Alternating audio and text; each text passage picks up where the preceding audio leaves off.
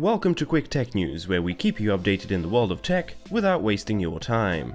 First up in the news, we've had some fresh leaks which may give us a glimpse of what the new Samsung S21 or S30 series will look like. We don't know yet what they will be calling the new lineup. So before I go into details, a big fat disclaimer. These are unconfirmed and they are just product renders, although we have been quite lucky as there are a few different images along with a full 360 video. I'd like to give full credit to OnLeaks who have released these images and details. So first, let's take the standard S30. I'm going to refer to it as the S30 for now. From the front, it looks very similar to the S20. Perhaps it has a slightly higher screen to body ratio, but there's not much difference.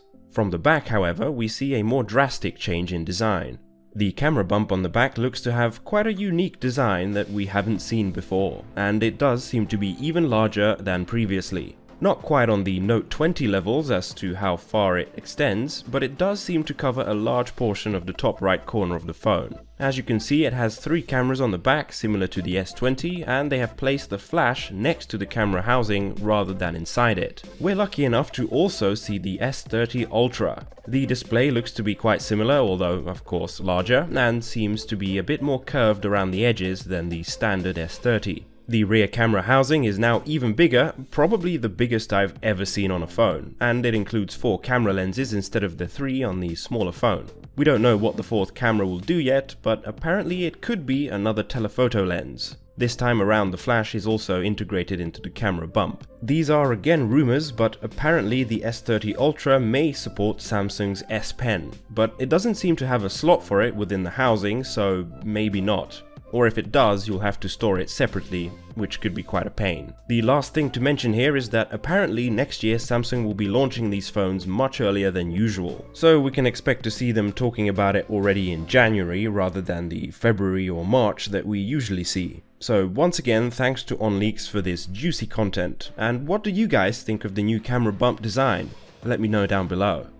Next up, last week as part of a PlayStation 4 software update, users were getting this message popping up, which is basically saying that voice chats may be recorded for moderation, and that by joining a party, you consent to being recorded. This relates to a new feature on the upcoming PlayStation 5 where users will be able to record their own voice chats and submit them to Sony for moderation review. The idea here is that if you encounter online abuse or harassment, you can report the other person and provide evidence to go along with it. Now, this caused a bit of a drama within the community, and it quickly became a question of whether or not the PlayStation 5 is actively listening in on voice chats, which would obviously be a huge privacy concern. Sony have since then clarified that this is not the case. They will not listen in on any conversations. The feature only exists to help users report inappropriate behavior. Often these harassment reports are legitimate, in which case Sony can take action if needed. Other times they may not be, in which case they'll be able to provide guidance and education. Now, if you have a PlayStation 4, you don't have this feature. However, if you join party chat with somebody using a PlayStation 5, they will still have the option to record your voice if you chat with them. So just bear that in mind, guys. You can probably now get yourself into quite some serious trouble depending on what you say. If you enjoyed this video, I'd really appreciate if you could like the video, subscribe, and tell your friends to help get this channel off the ground. Thanks, and see you next time.